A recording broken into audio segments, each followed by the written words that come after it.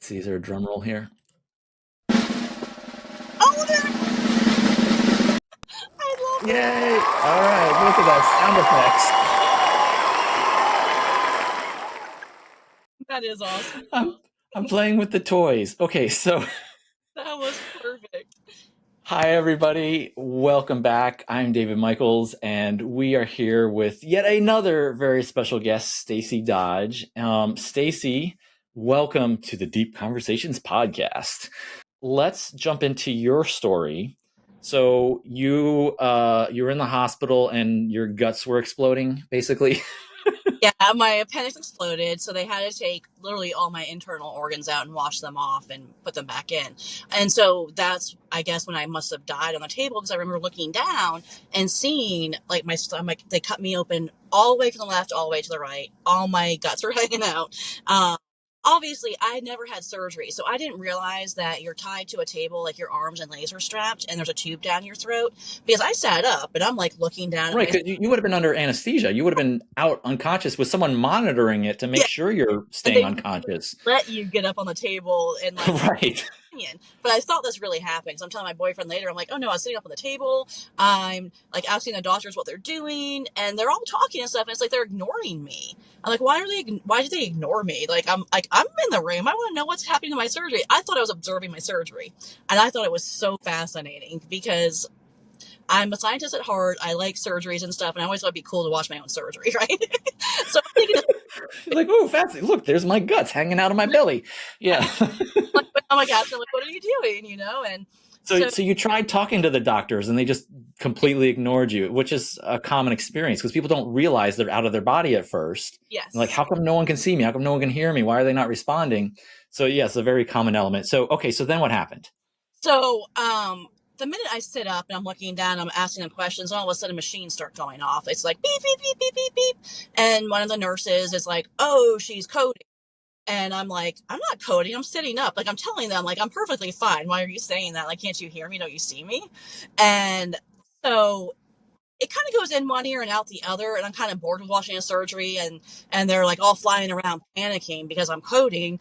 And I'm actually angry they're not listening to me. So I'm like, this. And I walk out the room with my guts hanging out and everything. So I'm thinking I'm really walking around the hospital. So I go out to the waiting room. I see my boyfriend there with his head in his hands and he's all freaked out and stuff. And I'm just like walking around. And then all of a sudden, it's like I just step and I'm in this other place. But in my mind, I think I'm still in the hospital. I just walk into a room and I think there's a doctor there. And I really think I'm just talking to a doctor in another room and I'm asking him some questions. And so then I start asking them questions about, they're like, you can ask anything you want. And I'm thinking I'm just talking to some super educated person who's just like, oh, you're having surgery, your guts are hanging out. You'd think you tune in to be like, this isn't normal. Something's illogical. Yeah. Nobody would But you're actually just, walk around with a right. gun asking questions. But in my brain, this is what's happening. And I'm like, oh, it's perfectly normal. It's perfectly fine. So I'm not aware that I'm dead. I'm not aware that I'm in heaven. But I am aware that I'm at total peace. I think I'm still in the hospital. Um, and then they kind of tell me that, I'm not in the hospital. I'm in the afterlife.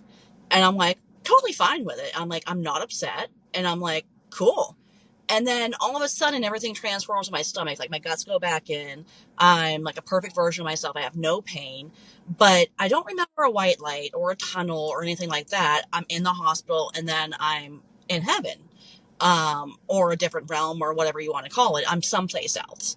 And so I just like roll with it because, I'm 22 years old and I'm just like, kind of like you would in a dream or something. You're just like, whatever, this is where I'm at now. Okay, cool. And I have no pain and I'm completely at peace. And I do have a lot of questions because life is challenging. And I ask them, you know, basically what I agree. My main concern was people that do bad things. Do they get punished? And for some reason, that was the forefront of my mind. And they're like, you can ask anything you want. And I'm like, I really want to know what happens to people when they die, when they're bad. And this wasn't just like casual curiosity. There was somebody close to you in your life personally who was very cruel and abusive to you, right?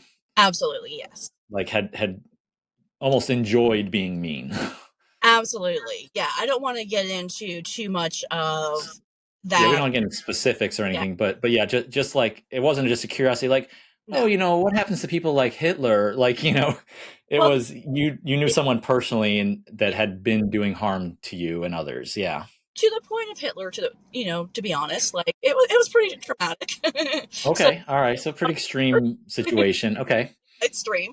And so I had heard growing up in church that anybody that apologizes can go directly to heaven.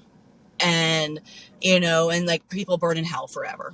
And I'm like, that seems, both of those seem kind of extreme. You shouldn't just be like, oops, I'm sorry, you get into heaven. But I also didn't want people to burn in hell forever. But this one particular person, I kind of did. I mean, I know better now, but um, so that was one of my things, was like, could this person to say, oh, I'm sorry, and everything's forgiven, and they get into heaven after doing horrendous things. And Right. the angels were like, there's no hell, like burning in hell forever, like that doesn't exist. And I'm like, are you sure? I was kind of disappointed. And they're like, no, sweetie, that doesn't happen. And I was like, well, I want to know what does happen. And they go, do you want to know based on your own life journey? Like, most people, including yourself, would never go through this unless you ask. And I'm like, yeah, I want to know what happens to bad people. So they gave me a life review, and they let me experience any pain I had caused to other people as a firsthand experience. So a guy that asked me out, I said, no, I'm sorry, I'm not interested. I felt his pain as a firsthand experience. And I was like, whoa, I didn't realize I'd hurt him that badly. I was polite about it. I was never rude. I was never mean or unkind in my life. But being able to observe other people's pain from their perspective gave me a deep perspective of how somebody who intentionally causes pain would be experiencing that person's pain firsthand. And so when I came out of my life review feeling the pain that I'd caused other people in my life unknowingly, they said, honestly, you didn't do it on purpose. So you would never have that done unless you ask. Like, you want to actually experience that. So I was like, okay, cool. And they go, but now if somebody intentionally does something bad, such as raping people, killing people, molesting people, like all these horrible atrocities that we want people to be accountable for, what happens is they experience it firsthand as though it's happening to them. And if they feel bad about it immediately, because when you go to heaven, what they told me is you're healed of any mental illness or disabilities or anything that prevents you from actually understanding empathy on this planet. So if they get to heaven and they actually had something wrong with them that would make it that they couldn't help themselves, for instance, that would be washed away and it would be forgiven and no harm done. But let's say they were a perfectly healthy human being, that was not their life path, that they had no reason for doing what they did besides pure enjoyment, and they're kind of evil, right? And that's Right. evil to do Because those there things. are some people out there that they just, yeah, they get a So what I was kick told off is, of it. Yeah. yeah, if somebody's truly evil and they're doing those things knowing fully well what they're doing, then they have the opportunity to grow from this and to be like, whoa, okay, I didn't understand it from a firsthand perspective. That gives me a totally different viewpoint. I'm ashamed. I feel bad. And I don't like that I caused that pain. It's immediately forgiven and they get to move on. Now, if they don't feel bad, this is what I was told, then they relive it over and over and over again in different scenarios, and different severities. And if they continue to still be like, oh, that was fun, I'm glad I did it, I'm going to do it again and again and again, I don't see what's wrong with it. Then they go to something called the Sea of Sorrows, where they just live this over and over and over and over again in hopes that their soul will transform and eventually get the message. If they still don't get the message, then they have the choice. Like, if they're just like, I really enjoy being evil, it brings me pleasure, brings me peace.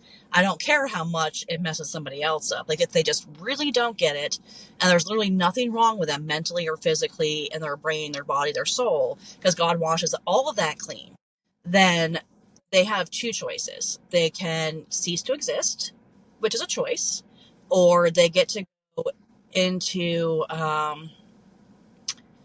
this void. It's just like where they can sit with their thoughts for a really long time to see if eventually they can come to that conclusion that what I did was wrong. And Wow. so I was kind of like, okay, so I'm glad. I mean, at the time I wasn't glad. I kind of wanted people to suffer a little bit more than that. I'm a little dark and edgy, not to be, to be truthful. Sure. But after sensing that, I was like, well, that's actually a really beautiful way of handling things. Because ultimately, you want people to grow, to evolve, to change, to realize that causing pain, inflicting pain onto others is not the right path. And at any time, you can be like, wow, I really feel bad for that. And God's like, that's all I needed you to do is actually literally feel bad. And in the Bible, when To, it, to learn from it so that the soul grows and doesn't want to keep doing that behavior. yes. Yeah. Okay. And once in a while, they did say that they thought the soul was just kind of stuck, but it could evolve. There was another option where they could keep reincarnating. I also found it interesting. You were saying how, like, they're going through the life review, and if they're still not building empathy, they're not learning, they don't care that they were doing harm to others. I think you called it the Sea of Sorrows. Yes, They're kind of like in this loop until they eventually build that empathy and compassion. And if they still refuse to grow, um, then they kind of end up in this void just with their thoughts, yes, right? So it's almost like it's not the hell that people traditionally describe, but if you're in this void, this isolation with just you and your thoughts, it's maybe a form of hell. People might describe. Would you agree with that? oh yeah, absolutely. But it's not like in the Bible and it says you burn Like for. the fire and brimstone and the torture and all that. Yeah, it's But more the separation and isolation, it's a and metaphor. you're only there and as long as you choose to be. Because once you learn and grow, and you're like, you know what, I don't want to be this kind of person. I Yes, want to be more kind, loving, empathy. This isn't the way to be. They're pulled out. Is that absolutely. right? At any moment, if they're in that sea of sorrows or in the dark pit, if they just say, "Hey, God, I want to do better. I just don't know how. Can you show me?" That's all God's looking for is for somebody to say, I want to do better. This is solely reserved for people that don't want to do better. They don't care. And for whatever reason, they just hold fast to, I enjoy being evil. That's who I am. It's what I want to be. And I don't, um, and you'd be surprised that you'd think that most people wouldn't want to be that, but you'd be surprised how many people choose that. Um, for whatever Nobody reason. watching this video, though. I'm sure everybody watching this is just loving souls. They're here to learn and grow.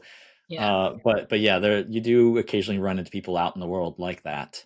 you do, Um, One fortunately. thing I also liked from your story was the angels were explaining to you that most people don't need to go through a life review experience. No, not 'Cause- that's a choice. It's honestly a choice. 99% of people will never have to do it unless they want to. Like me, I wanted to because I wanted to learn and grow and understand how I could help people while I'm alive to never even have to go to the Sea of Sorrows or to have to do a life review or any of that stuff. Because if I could stop people from ever getting there to begin with, because the other thing I realized, after my crossing over to the other side and coming back was that a lot of people have self fulfilling prophecies. They believe certain things are going to happen, or they're in a religion that they believe if they mess up once, that's it. They're done. They're going to hell. So they never try again. And they just take on the persona of, I'm just going to be evil because I've already been evil. I'm already doomed. And Too I late for them, kind of thing. I see. Yeah. for me. And so that's the other thing I learned on the other side is nobody's doomed. If you can start over at any time with a pure heart and make different decisions, and you'll never have to do a life review. You'll never go to the Sea of Sorrows. You'll never have to suffer any consequences if you really truthfully make a huge leap in your life and say, hey, I had some hard times, I made some bad decisions, I want to turn it all around. God knows your heart. If you mean it, you're fine. And And that's the trick. You can't lie to God. You can't fool God. Be like, oh yeah, yeah, I want to be a good person when you really don't. yes, like God knows. But So, like you said, like if you sincerely say, I don't know how, but I want to, that's yes, all God needs. He'll work with you. Yeah. He And will work with you. that's I'm glad you said that, because that's something God has told me many times. He's like, it's okay if you don't know how or where or when or what to do, where to start, kind of thing. All he needs is a willing heart. Yes, If you're open and you say, I'm willing, please help me, guide me, whatever, inspire me in the right direction. That's all God needs, is your permission, your consent, your genuine openness and desire, and he'll work with you the rest of the way. absolutely. I love that your story taught you that too.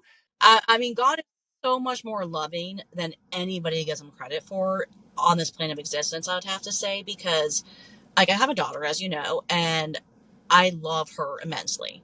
And I know that God loves us. Like he's like, as much as you love your own child, I love you a million times more than that. So imagine how much like you love your, like, I know you don't have children, but imagine how much you love your best friend, or you imagine your soulmate, or Or a beloved pet, a all kinds. Yeah. yes.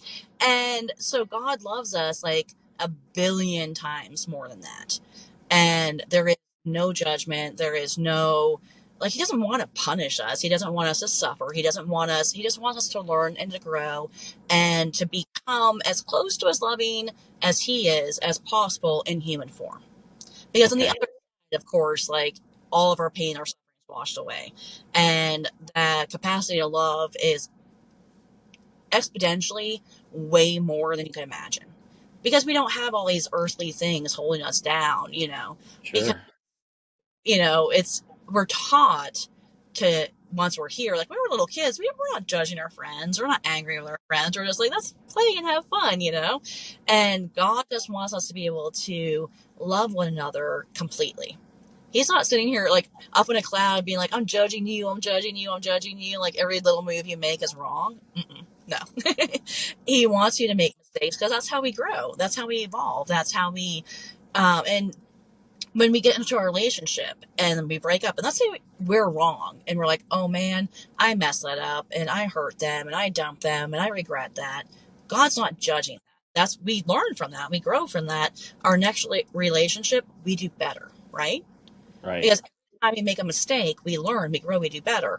So with our best friend or our pet or whatever, and they mess up and they come to us, we're not judging them. We're trying to help them evolve, become better, and do better the next relationship, the next chapter of our lives. It's not a judgment. That's what God does. He's like, I'm not And judging. souls are eternal, are immortal, are infinite. As So we have eternity to learn, to be like, oh, you know what, I want to try better next time. There's always a next time. there is and always and time. even in this body, in this lifetime, like, I forget, it was some motivational business, self-empowerment, whatever, type speech. But they're saying, like, every day, every 24 hours, every morning you wake up is a new opportunity to start fresh and try again and do better than the day before. 100%. Every, um every day. yeah. Absolutely.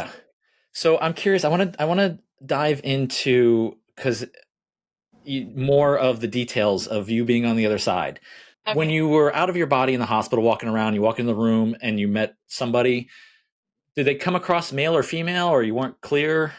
Yes, it was a male energy that was guiding me. Okay. And Uh, and you thought it was a doctor at first. I did.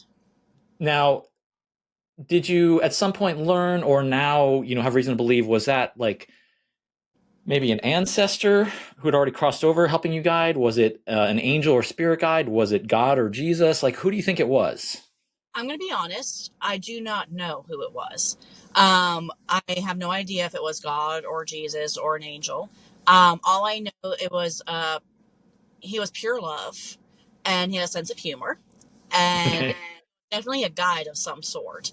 But what title he held, he never let me know, and I never sensed or felt what title he held.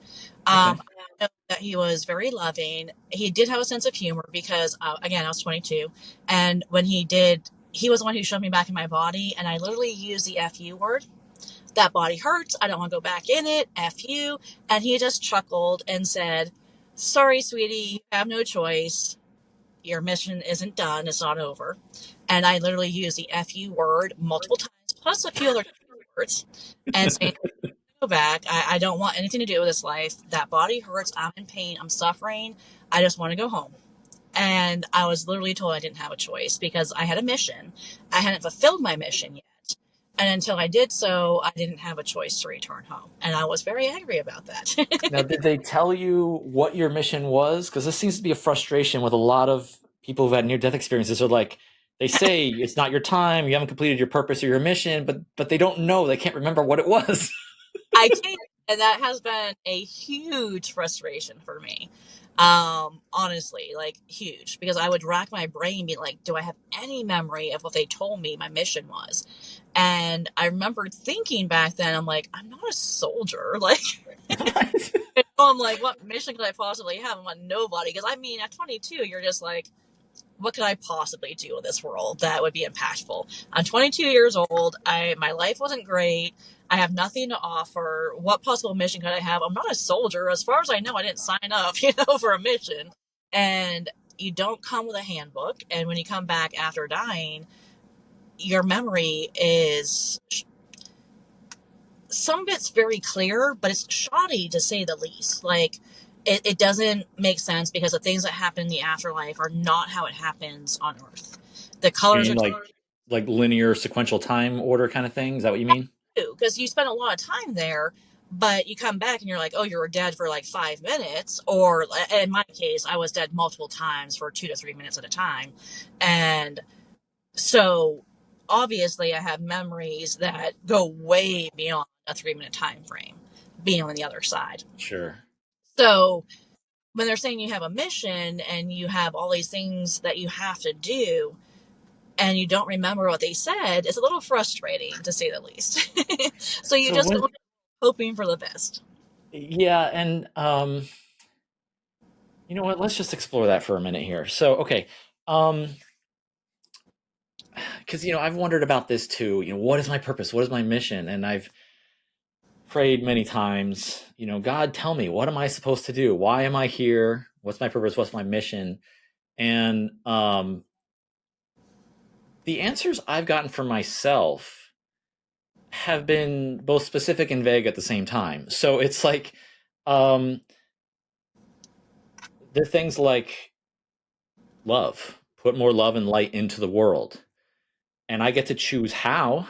Yes, And if I ask more about that, they're like, well, do it in a way that is fun and meaningful to you.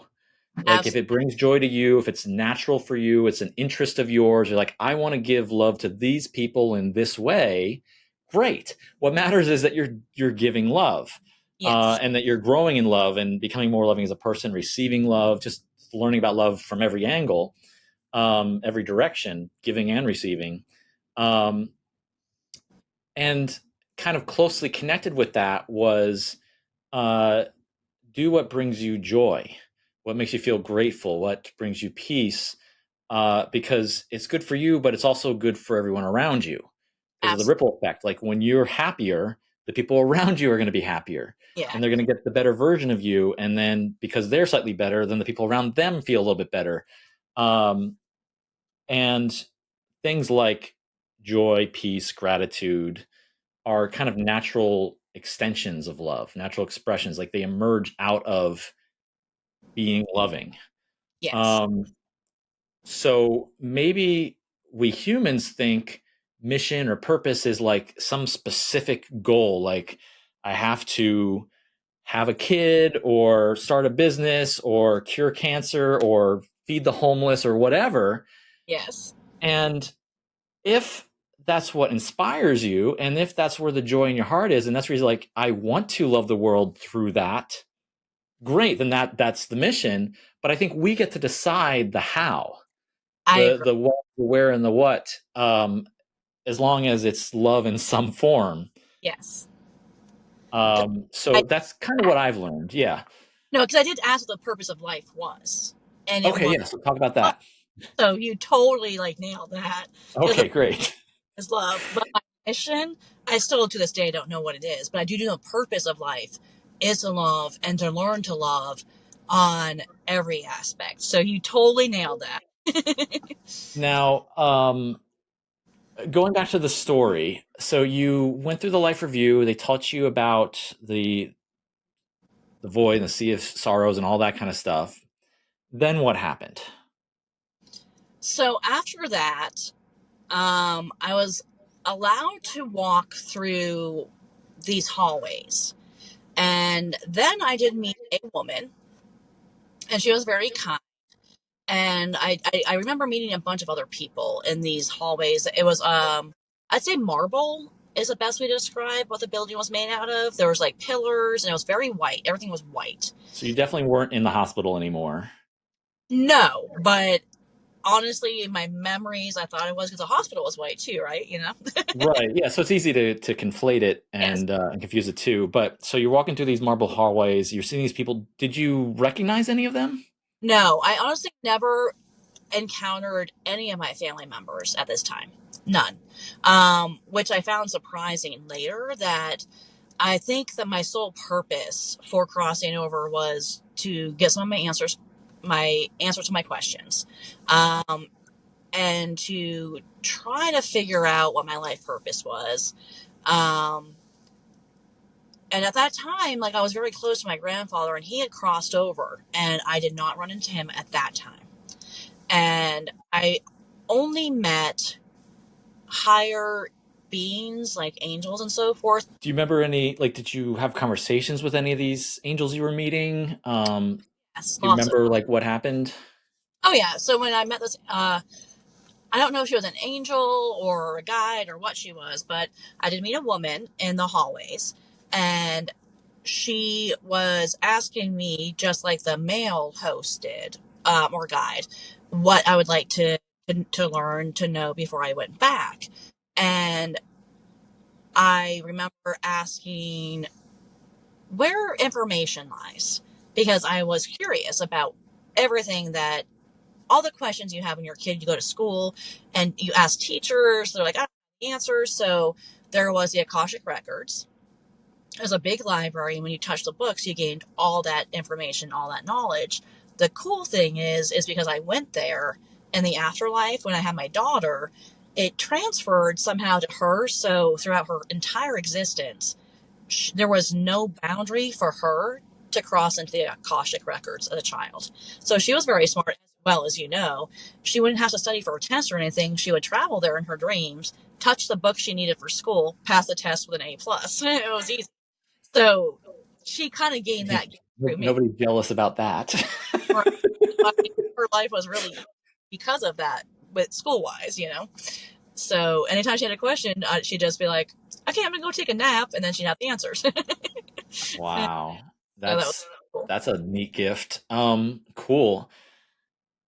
Okay, so then, so you were talking to them, you learned, so knowledge is stored in the Akashic records and it's represented as like a book you can just touch and get absorb that information instantly.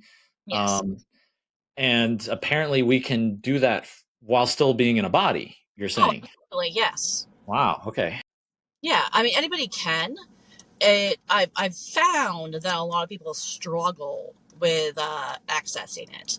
Um, Myself included, honestly. Like my daughter can do it easily, and even though I crossed over and I went there, I still have a hard time accessing it. I can astral project, I can remote view, I'm psychic, I can talk to ghosts. I have all these talents I came back with, but accessing the Akashic records is not one of them. uh, Yeah, and in my experience, it seems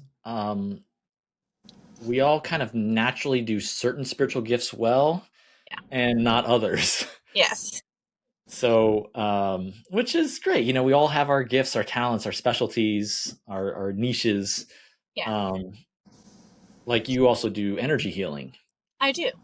So that's like something not everybody does, but is more of a specialty for you. Yes. Whereas your daughter, might be more about visiting the Akashic records and just tapping into knowledge. Yes. Um, okay, so you learned that from this woman. Anything else, or what happened next? So I talked to multiple different angels on the other side, and I remembered I would think of some place I wanted to go or something I wanted to learn, something I wanted to know, and I'd immediately be there. Most people, when they cross over, they walk just like we do on Earth. And I remember the angels being like, whoa, how did you do that? Most humans, when they cross over, they don't know how to just bounce from place to place. And they were a little bit in awe of that, like, whoa, we didn't know you could do that. So, which is why I stayed dead longer than I probably should have, is I just kept bouncing from place to place and making them chase me. And They were trying to catch you. and when they tried to put me back in my body, I did that. That's the thing, is that the rules of Earth don't apply in the afterlife. So you think of something and you just magically go there. So if I want to go to the Akashic records, I thought about it, I went there. If I thought about wanting knowledge, wherever that knowledge base was held, I would end up there. Just And like instantly teleporting there. yeah, but I would watch everybody else, and there's a lot of other people either in my boat or that had crossed over completely, just walking around looking a little lost and confused. And asking questions, and there was all these different doors, and everybody has their own unique set of questions. All the things they want answered, because we're not going to all go to the other side and say, hey, this is what I want to know, right? Whatever I want to know may not be what you want to know. And so they're very patient. They're very loving, very kind, and they will open whatever door you want access to. But to be honest, you don't really need anybody's permission to open a door. You can just like kind of bounce in there. As I learned, they don't like it when you do that, but you can. That's funny. Okay. Is there much more to your NDE story before they sent you back to your body? That was pretty much it. Like, I pretty much asked what happens to people when they're bad. Got the answer. I asked, um, about reincarnation as a choice, by the way. Because I honestly didn't know what I believed at the time. I had grown up being very Christian. I went to church and I had a belief system, met my boyfriend. He was atheist. He tried to convince me that when you die, you die. That's like, either way, I'm good, you know? And so when I went in for my surgery and died on the table, I wasn't, to be honest, I wasn't a full Christian anymore. I was undecided, to say the least. And so I had no idea what near death experiences were, and I had no idea that any of this could potentially happen to anybody. And so it was right around the time I was questioning my life and my faith and all of that, that this happened. And it was almost the universe's or God's way of saying, hey, there is more to life than you live, you die, you cease to exist. And it's almost like the universe needed me to know this and remind me that I had a mission, because I kind of got off track, I feel, because I was a very loving, kind hearted person. I did charity work, I taught Sunday school, and then I was kind of like, well, I don't really know what exists. And that kind of concreted that for me. I'm like, I know what exists now. I know that we're supposed to go into life with love and to help other people and be there for everybody. And the afterlife, everything that I was taught and I learned helped me to grow as a person, to be loving and kind and to stay on that path, instead of being like, well, if I just live and I die and cease to exist, then what's the point of putting any time or energy into anything? Right. Become nihilistic and like, well, who cares about anything? Yeah. Right. Because we're all going to just die and cease anyway. So, right. So this tells you that there is more. And Yeah. yeah. So after you met with these angels and you got your questions answered, at some point they're like, okay, you got to go back. You're not done with your mission. Yes. And then they that first guide you met, the one you thought was a doctor initially, Yes. basically kind of forced you into your body, you said? Yeah, he did, because I kept running away from him, and he was gently trying. He was like, "Okay, honey, it's time to go back." And I'm like, "Go back where?" Because literally, when you leave your body and you leave the earth behind, it's very hard to remember for me anyway, personally, I don't know how it is for everybody else, but for me, it wasn't like I was held on to anyone or anything from Earth. I was very happy to be free, to be away from it, to be in that pure love and light state. And Earth just felt very heavy, very painful. And so when he was to get back into my body, I was like, oh no, this feels so much better. There's no part of me that wants to go back to that. So he tried the nice approach, and I ran away, and I kept making him chase me, and I kept going through the Akashic records and different places trying to hide. And unfortunately for me, the angels can think about a place, follow your energy trails, and they can be there in a second as well. So Yeah. he grabbed There's me. ways to track souls on the other side. Yeah. I thought I was being sneaky and, smart and everything. But they found me, and he grabbed me kindly, not like in an aggressive or mean way. And the next thing I know, I'm back in the hospital room. I'm in front of my body. And he's like, please get back into your body. And I'm like, nope. And I run again. And so I'm going to say 5 or 6 times I do this. And eventually he has a stronger, firm grip on me, and he shoves me back into my body. But I still bounce out. Like I hit my head on the table and bounce back out. And he's like, get. And at this point, he's very forceful. Get back in your body. He shoves me really hard. And then I'm in my body and I'm stuck. I can't get back out. This time I'm trying. And then I hear the doctors being like, bring her out to her family. And the nurse is going, what if she codes again? What if she stops breathing? And the doctor goes, well, if she does this time, she ain't going to make it. This is our last resort. If she dies in front of her family. I mean, I remember him saying this and hearing him say it. Wow. And he goes, she needs something to hold on to, or she isn't going to make it. And the nurse is like, that's going to be really hard for her family to watch her code. And the doctor's like, I don't care. He's already said, I don't care. Push her out the hallway where her family is and give her something to hold on to. So as soon as I heard my family talking, I kind of like started breathing and I woke up. But it was not something I wanted to do at all. Which is another common theme we hear from pretty much every NDE story ever. They're like, no, I want to stay. I want to And stay. sometimes they're forced back, and sometimes they're given the choice and they choose to come back. But it's always preferred. It's always better on the other side. Nothing to fear at So all. Yeah. nothing, no fear. There's no sickness, there's no pain, there's no sadness, there's none of the things we feel when we're here at all. Do you did you learn anything about soul contracts? Because I know it's a thing a lot of people talk about. Did you learn anything about that? Do you believe they're real? Or is it Well, all just free will? We show up and we do whatever we want? okay, this is the strange answer to the question that I got about that. Is you're absolutely correct that some people have soul contracts and some people have missions, like I was told I have.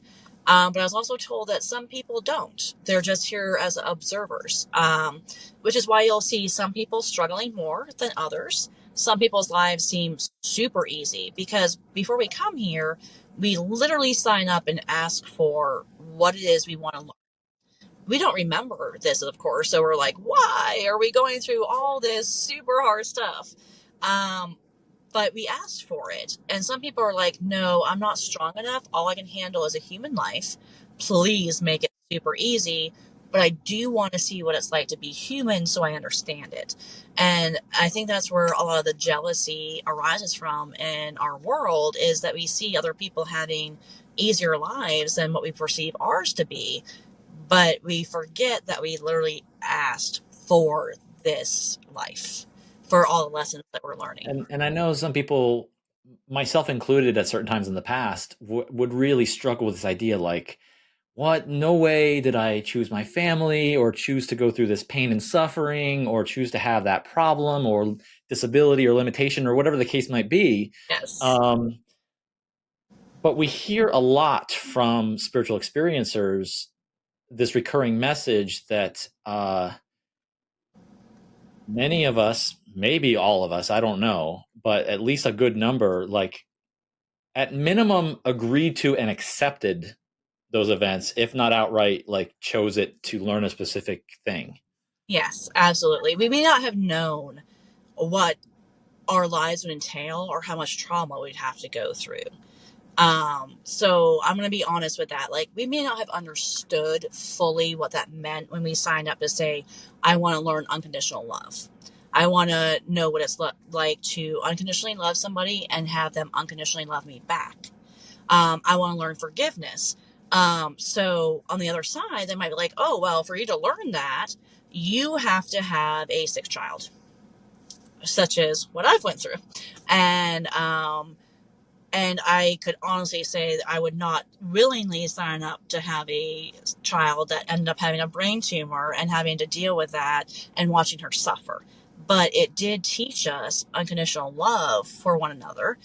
We grew exponentially. We both agreed that we did. And we made this journey together that ended up with us on the other side of it, counting our blessings and not looking back, being like, oh man, life kind of cursed us, you know? it was Right. it was hard, but it was also beautiful in its own regard. But I would honestly say that we don't really know what we're signing up for 100% ahead of time. We Well, just and know it's, to learn. yeah, it makes me kind of think of like if you sign up for a college class, an Yeah. elective or whatever, you're like, oh, I want to learn about this course called unconditional love. Yes. And you're just like, that sounds good. And you sign up for the class and you don't know what you're signing up for. And you show up on the first day, you get a syllabus, which is just even an outline saying, well, yeah, we're going to hit these topics, but you still don't know everything you're about to learn and all the studying you're going to do and the books you're going to be reading and the lectures you'll be going through, the homework assignments you'll be given. Yeah. But it's temporary. You're going to complete that course in 16 weeks or whatever it is. And then it's done.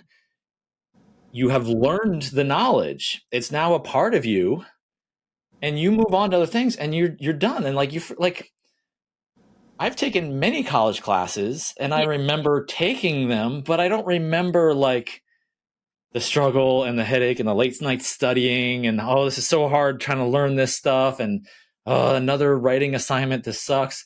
Like I vaguely remember that it happened, Right. but I know I've forgotten most of it and I've moved on, but the knowledge is with me. Yes. I have grown and taken the lessons, Yes. and I kind of think that might be an analogy to maybe how it works. Like maybe a human lifetime is signing up for a college class, and when we're in it, it's a lot of tough homework. But Yes. then when it's finished, we're like, oh yeah, I took that class last semester, and I'm not reliving any of it. It's not a struggle anymore. It's over. I've moved on. But Yes. I get to keep the lessons. I get to keep the knowledge, the power, the benefit of taking that class. Absolutely 100%. Do you have any final thoughts, a message you want to share with anyone watching? Just remember that this entire earth experience is about light and love. So make sure you love yourself, you love every person you can, but also have boundaries, because there are bad people out there and you do not have to let them into your world. That was a big lesson I had to learn. And it's okay to um, shelter yourself, so to speak, from things that you don't want to have to deal with. Choose who you include into your world. And even if you make mistakes, forgive yourself, move on, grow, become a better person, evolve, and always ask for help from your angels, your guides, and from God. And never think that you can't do better. And the other thing I wanted to mention is on the other side that when we talked about religion and what is the right, correct religion, there isn't one. So my thought on that and what I heard from the other side is if you're doing bad things, you're not a happy person, you're not growing on whatever path you're on, pick a different path. So if you start out and you're Christian or you're atheist and you're not happy, you're not on a good path, it's okay to jump to Buddhism or Christianity or whatever you feel inclined to go towards, because God literally himself told me that there is truth in all religions. They're all of light and love, and that you're doing the right thing as long as you're centered in your heart and in your mind on bringing love to every person that you meet. And as long as you're doing that, you're doing the right thing and you're living God's work in the world. So they told you that on the other side They during did. your NDE. So Because that's amazing because I already recorded this, but I haven't edited and uploaded it yet. But I share a story where I was meeting with Mormon missionaries, and I asked God, like, is that the right religion? Should I convert and join? And then God told me um, that any person or religion or organization that teaches, promotes, and encourages unconditional love is part of the truth. As Yes. long as you're learning about and growing in love, you're on the right track. Yeah. Because God will never teach hate. So religions that are teaching hate or, to hate any Division, separation, us versus them, yeah, that kind of stuff. Yeah, will not teach that. That is not his church. That is not his message. So if your church or whatever is teaching that message, like probably the wrong path. Like not, but I don't judge anyone, just probably not the right path. there may be better paths, perhaps. Even if it's the same denomination, the same religion, maybe just a different church, a different leader for Yeah. that church could be all the difference. Yeah, Not saying like you're on the wrong path, just God will not teach you to hate anyone well ever. said. Yeah, He won't. yeah. Now, you at this time you don't have an official website of your own or anything. No, Um, I know you're planning down the road to offer energy healing services because that's kind of your gift, and you've been doing it for friends and family, and you're starting to open up to the public, but you don't yeah, actually have a website for that yet. no, So at this time recording, we don't have a URL to direct people to. no. But when you do get that set up, we can add it to the description. So if you're watching this later, check the description. The website address will be there. But in the meantime, you have Facebook if people want to connect with you, follow you or whatever. So you have a personal profile and a actual page. I do. Um, so you want to share those? Sure, yeah. It's on Facebook. It's just Stacie Dodge, uh, Okay. my personal page, and I pretty much just share uplifting memes and so forth. So if Okay. connect and be friends, that's totally okay. And I also have a Healing by Stacie page that anybody's welcome to join as well, where I do intend to do more healing work and more positive messages through that down the road. Okay. And we'll put the links for those in the description as well. Yeah. Um, Stacie, thank you so much for everything you shared today. You did a great job. I know you were nervous. This is your first time on camera, your first time sharing the story ever anywhere. Yeah. So no, So I'm honored that you did it with me. This video here in the center is what YouTube algorithm thinks you'd enjoy watching next.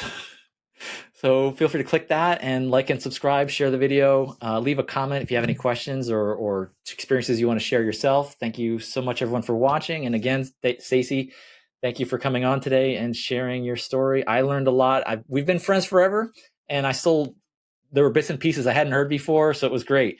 Um, and thank you, and aloha to everybody. aloha.